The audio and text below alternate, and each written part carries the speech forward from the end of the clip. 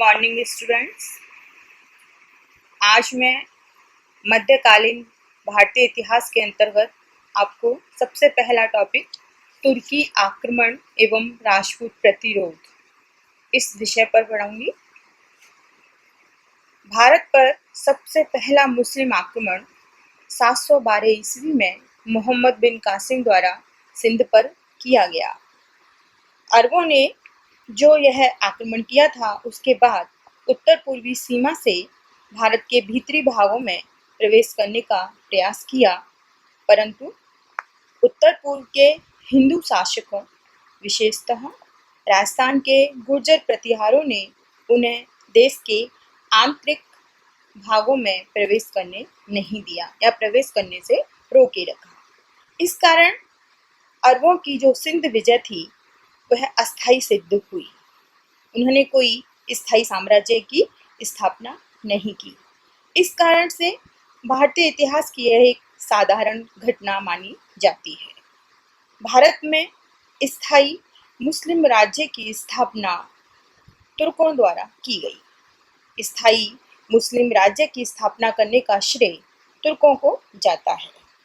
भारत पर प्रारंभिक आक्रमण करने वाले जो तुर्क थे वो गजनी नगर के थे। गजनी नगर अफगान पहाड़ियों में स्थित है। अलप्तगीन नामक एक तुर्क गुलाम ने 962 ईस्वी में मध्य एशिया में अपना राज्य स्थापित किया, जिसकी राजधानी गजनी थी।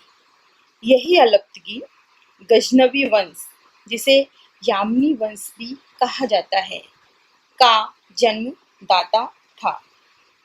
अलप्तगीन की मृत्यु हो जाने के पश्चात उसका पुत्र इसहाक 963 ईस्वी में उसका उत्तराधिकारी बना।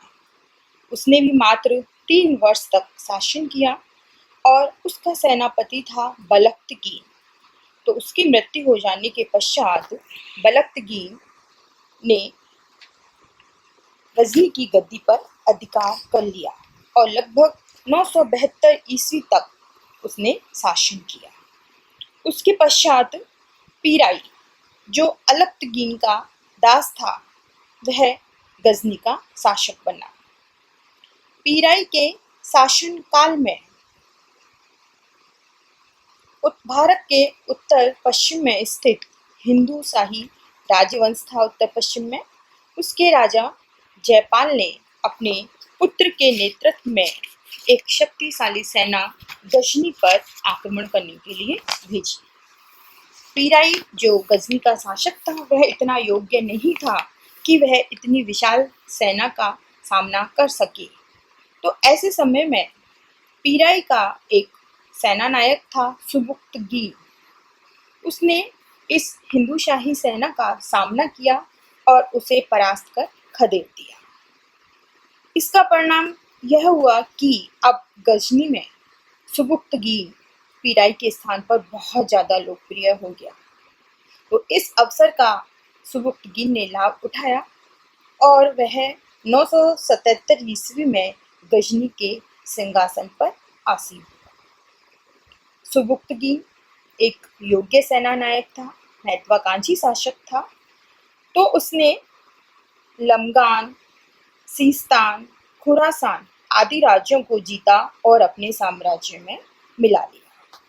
तो जैसे ही उसने उनको साम्राज्य में मिलाया, तो उसके साम्राज्य की सीमाएं भारत के उत्तर पश्चिम सीमा में स्थित हिंदू शाही राज्य से टकराने लगी और यहीं से ही मुख्य रूप से गजनी और हिंदू शाही राज्य के मध्य संघर्ष की शुरुआत हुई। और जो यह शुरुआत हुई वह कब तक चलती रही? महमूद गजनवी के शासनकाल तक। महमूद गजनवी ने जब पूरी तरह से हिंदू शाही राज्य को समाप्त कर दिया, तब तक उन दोनों के बीच में लगातार युद्ध होता रहा। 986 ईस्वी में सुबुक्तगीन ने हिंदू शाही राज्य के सीमांत दुर्गों पर आक्रमण किया और उन्हें लूटा, जिसके परिणाम स्वरूप फिर हिंदू शाही राजा जयपाल और सुबुक्तगीन के बीच में गजनी और लमगान के बीच में युद्ध हुआ। उस समय ऐसा प्रतीत हो रहा था कि शायद जयपाल विजयी हो जाए, किंतु अचानक भयानक हिमवर्षा होने लगी, जिसके कारण जयपाल की सेना तितर-बितर हो गई और उसे अपमानजनक संधि करने के लिए बाध्य होना पड़ा। जयपाल ने क्षतिपूर्ति के रूप में 10 लाख दिरहम, 50 हाथी व अनेक घोड़े सुबुक्तगीन को देना स्वीकार किया। तो उस समय तो उसने अपने आप को छुड़ाने के लिए यह संधि कर ली, अपमानजनक संधि, लेकिन जैसे ही वो अपनी राजधानी लौटा, वापस अपने राज्य को लौटा, तो उसने संधि की शर्तों को मानने से इनकार कर दिया।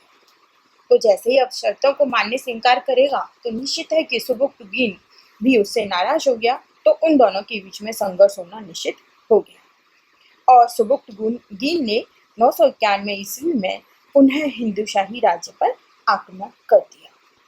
अब पहली बार जयपाल ने अन्य जो राजपूत राज्य थे उनसे सहयोग लिया। उसने अजमेर, कालिंजर, कन्नौज इन शासकों का संघ बनाया। इस संदर्भ में मुस्लिम इतिहासकार फरिश्ता भी लिखते हैं कि अजमेर, दिल्ली, कालिंजर, कन्नौज आदि राजपूत राजाओं ने धन और सैनिकों से जयपाल की सहायता की थी और लमगान के निकट दोनों सेनाओं में बहुत भयंकर युद्ध हुआ था, जिसमें तुर्कों की विजय हुई थी। इस युद्ध में विजय के परिणाम स्वरूप लमगान और पेशावर के निकट के जितने भी क्षेत्र थे उन सब पर अब सुबुक्तगीन का अधिकार हो गया था। इस युद्ध में राजकुमार के रूप में महमूद गजनवी ने भाग लिया था और उसने भी अपनी योग्यता का परिचय दिया था और इस प्रकार सुबुक्तगीन ने पूरे अफगानिस्तान, खुरासान, बल्ख तथा भारत के पश्चिमोत्तर प्रांत, सीमा प्रांत, पेशावर और खेवर के दर्रों को अपने साम्राज्य में सम्मिलित कर लिया।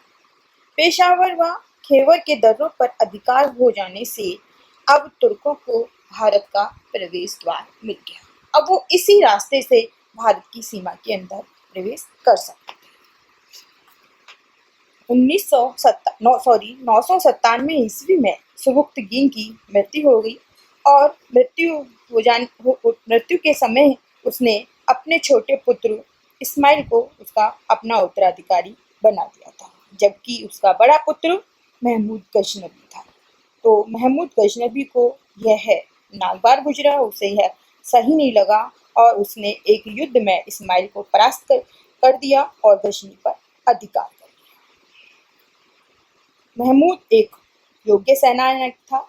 अपने पिता के शासनकाल में ही वह जयपाल के विरुद्ध युद्ध में अपनी सैन्य कुशलता का परिचय दे चुका था और शासक बनने से पूर्व वह खुरासान के सूबेदार के रूप में भी अपने कर्तव्यों का भली भांति निर्वहन कर चुका था। तो वह बहुत ही धार्मिक शिक्षा के साथ साथ सैनिक शिक्षा, शासन संचालन आदि में भी पूरी तरह से निपुण था। इस कारण से उसने इस्माइल को परास्त करने के पश्चात अपने आप को गजनी का स्वतंत्र शासक घोषित कर दिया और शासक घोषित करने के पश्चात उसने फिर सीस्तान के राजा के विरुद्ध युद्ध किया और उसको पराजित किया और सुल्तान की उपाधि धारण की। तो भारत पर जो तुर्की आक्रमण किया गया था, मुख्य रूप से पहला आक्रमण महमूद गजनवी के द्वारा किया गया था। भारतीय सीमा में जो अंदर प्रवेश किया गया तुर्कों के द्वारा, उसमें सबसे मुख्य योगदान महमूद गजनवी का है। तो भारत के हम जब तुर्की आक्रमण पढ़ते हैं तो सुबुक्तगीन अलपगीन जो कि प्रारंभिक तुर्की शासक थे, उन्होंने केवल भारत की उत्तर पश्चिमी सीमा तक ही आक्रमण किया था और भारत के अंदर प्रवेश करने, भारत भूमि में अंदर तक प्रवेश पाने का प्रथम जो श्रेय जाता है वो गजनवी वंश के सुल्तान महमूद गजनवी को जाता है। और यद्यपि भारत में मुस्लिम राज्य स्थापित करने का श्रेय गजनवी वंश के मोहम्मद गौरी को जाता है। तो हम सबसे पहले पढ़ेंगे महमूद गजनवी। जैसा कि मैंने अभी तक आपको बताया कि महमूद गजनवी ने अपने छोटे भाई को परास्त करके गजनी पर अधिकार कर लिया था और उसके पश्चात अपना साम्राज्य का विस्तार करते हुए उसने सबसे पहले सीस्तान के शासक को पराजित किया और मुल्तान की उपाधि धारण की। अधिकांश इतिहासकार मानते हैं कि मुस्लिम इतिहास में सुल्तान की उपाधि धारण करने वाला वह पहला शासक था। हालांकि उसने अपने सिक्कों पर केवल अमीर महमूद अंकित करवाया है, यही शब्द मिलता है, लेकिन उसके द्वारा सुल्तान की उपाधि धारण की थी। उसके पश्चात महमूद ने बल्ख, हिरात, बस्त, खुरासान आदि पर विजय प्राप्त की और अपने साम्राज्य का विस्तार किया। इन सभी विजयों को मान्यता देते हुए बगदाद के खलीफा ने उसे यमीन उद दौला अर्थात साम्राज्य का दाहिना हाथ, मैं वापस फिर रिपीट कर रही हूँ, यमीन उद दौला अर्थात साम्राज्य का दाहिना हाथ और अमीन उल मिल्लत, अमीन उल मिल्लत अर्थात अमीन उल मिल्लत अर्थात मुसलमानों का संरक्षक का खिताब दिया। ये दो उपाधि बगदाद के खलीफा के द्वारा उसे प्रदान की गई और यह भी कहा जाता है कि इसी समय यानी कि जब ये उपाधि उसको प्रदान की गई थी, उस समय महमूद गजनवी ने यह शपथ ली कि भारत पर वह प्रत्येक वर्ष आक्रमण करेगा। तो उसने अपने इस साम्राज्य को मध्य एशिया में इतना विस्तृत करने के पश्चात अपने साम्राज्य को और अधिक प्रतिष्ठित बनाने के लिए और अधिक विस्तृत करने के लिए अब उसने भारत की ओर प्रयाण किया और भारत पर आक्रमण करना शुरू किया। वह पहला तुर्की शासक था या पहला मुस्लिम शासक था जिसने भारत की अंदर जाकर के भारत भूमि में अंदर तक प्रवेश किया और भारत पर अनेकों बार उसने आक्रमण किए। अधिकतर इतिहासकार सर्वसम्मति से मानते हैं कि उसके द्वारा 17 बार आक्रमण भारत पर किए गए हैं और वह सभी आक्रमण में विजयी रहा, लेकिन ऐसा कोई भी आक्रमण नहीं था जिसमें वह परास्त हुआ हो। तो सबसे पहले आता है कि महमूद गजनवी के द्वारा जो भारत पर आक्रमण किए गए थे, उन आक्रमणों के क्या कारण थे, किन कारण से उसने भारत पर आक्रमण किए थे। तो विभिन्न इतिहासकारों के द्वारा बहुत सारे मत महमूद गजनवी के आक्रमणों के संबंध में बतलाए गए हैं, क्योंकि अधिकांश इस संबंध में इतिहासकार एक मत नहीं है, तो हम उन भिन्न मतों के परिप्रेक्ष्य में कुछ कारण कॉमन रूप से निकल कर आते हैं। तो पहला है धन प्राप्ति की लालसा। महमूद के भारत पर आक्रमण करने का मुख्य उद्देश्य था धन प्राप्त करना। भारत उस समय सोने की चिड़िया कहलाता था। भारत में अतुल धन संपदा थी, यह सभी जानते थे। तो वह भी भारत की इस धन संपदा को प्राप्त करना चाहता था, जिससे वह मध्य एशिया में एक विशाल साम्राज्य स्थापित कर सके। प्रोफेसर हबीब निजामी आदि ये इतिहासकार मानते हैं कि धन संपत्ति प्राप्त करना उसका मुख्य उद्देश्य था। इस कारण से ही महमूद गजनवी ने हिंदू मंदिरों को अपना निशाना बनाया था, क्योंकि प्राचीन काल से ही भारतीय मंदिर धन संपदा के केंद्र थे। अतः धन प्राप्ति की लालसा में ही उसने हिंदू मंदिरों को विनष्ट किया। तो यानी कि ये इसका सबसे मुख्य कारण माना जाता है। उसके जो दरबारी कवि था, इतिहासकार था उत्बी, वो भी एक प्रमुख कारण बताते हैं कि महमूद गजनवी भारत की अतुल धन संपदा को प्राप्त करके मध्य एशिया में एक प्रतिष्ठित और विशाल साम्राज्य स्थापित करना चाहता है। दूसरा कारण है इस्लाम का प्रचार प्रसार। महमूद के दरबारी इतिहासकार उत्बी ने उसके आक्रमणों को जिहाद माना है। उत्बी के अनुसार महमूद के भारत पर आक्रमण करने का मुख्य उद्देश्य इस्लाम का प्रचार प्रसार करना और बुत परस्ती को समाप्त करना था। बुत परस्ती यानी मूर्ति पूजा को समाप्त करना। उसने भारत में मंदिरों का विनाश किया, मूर्तियों को तोड़कर अपनी धार्मिक कट्टरता का परिचय दिया। महमूद ने मंदिरों को जो विनाश किया था, उसमें हालांकि मंदिरों में बहुत मात्रा में सोना, चांदी, जवाहरात विद्यमान था। इस कारण से उसने मंदिरों का विनाश किया, लेकिन उसके बावजूद भी मंदिरों संपत्ति को प्राप्त करने के पश्चात उसने मंदिरों को बहुत बुरी तरह से नष्ट किया, मूर्तियों को नष्ट किया। तो यह परिलक्षित करता है कि युद्ध के दौरान मुस्लिमों की सहानुभूति प्राप्त करना, उनकी सहायता प्राप्त करने के लिए उसने शायद यह कार्य किया हो। तो यह अपना उसका जो मुख्य उद्देश्य था वो धर्म का प्रचार प्रसार करना भी था। इस कारण से उसने भारत पर आक्रमण किया। तीसरा आता है यश प्राप्त।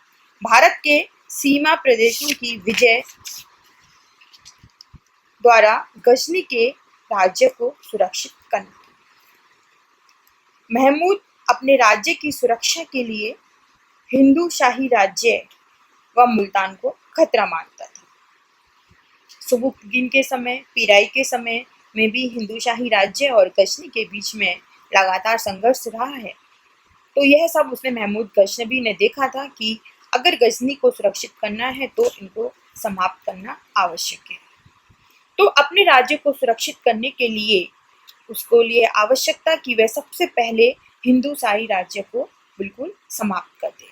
तो इसी सफलता से प्रेरित होकर के उसने भारत के, क्योंकि उसने पहले इनको समाप्त किया और जब उनमें सफल रहा तो इसी सफलता से प्रेरित होकर के उसने भारत के भीतरी क्षेत्रों पर भी आक्रमण किए।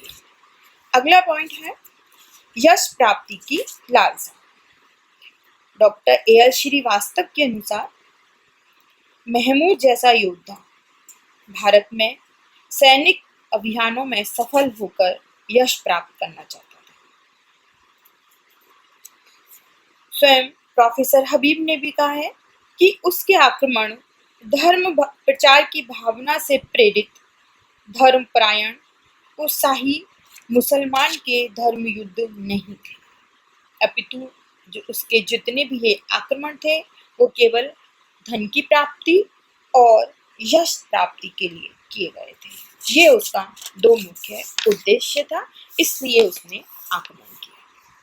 और अगला है हाथी प्राप्त करने की इच्छा। यद्यपि भारत पर आक्रमण करने का महमूद का यह मुख्य उद्देश्य नहीं था, परंतु उसके भारत के अभियानों के पीछे एक मंशा यह भी थी कि वह भारत से हाथी प्राप्त करके उनका प्रयोग मध्य एशिया में अपने साम्राज्य विस्तार के लिए करे। तो इस प्रकार से हमें ये कुछ जो मुख्य बिंदु उसके निकल कर के आते हैं जिसके कारण से उसने भारत पर आक्रमण किया था। तो इस प्रकार अधिकांश विद्वान ये मानते हैं कि महमूद गजनबी के भारत पर आक्रमण का मुख्य उद्देश्य धन लूटना था और इसी धन लूटने के लिए ही उसने मंदिरों पर आक्रमण किया और अपनी धार्मिक असहिष्णुता जैसे कार्य, मंदिरों को तोड़ना, मूर्तियों को तोड़ना, बलात् धर्म परिवर्तन करवाना और ये सारे जो कार्य किए गए थे वो मुस्लिम जगत में प्रशंसा प्राप्त करने के लिए और अपने सैनिकों में जोश पैदा करने के लिए किए गए थे, जबकि उसका मेन उद्देश्य या मेन कारण था धन प्राप्ति की लालसा और यश प्राप्ति की लालसा। तो अभी हमने इसके कारणों के बारे में पढ़ा। अगला आता है महमूद गजनबी के आक्रमण।